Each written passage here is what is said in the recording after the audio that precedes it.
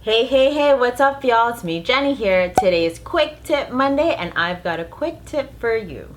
So, I've had a lot of customers come into the salon and they tell me that they don't like the hair color that they did or that the last salon that gave them did, whatever. They just don't like their hair color.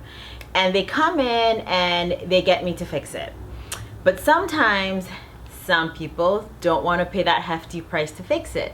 So my quick tip is, if for some hair colors, specifically, like if you put on a hair color and it came out a little too dark, you can actually use regular dish soap. Palmolive is the one that I learned about, and you can use that as your shampoo and it actually takes the color right out. You got to give it a good scrub, and if you do use this trick, make sure you use a lot of conditioner and you will understand why when you do it. But that is my quick tip for you. Dish soap to take out hair color that went too dark.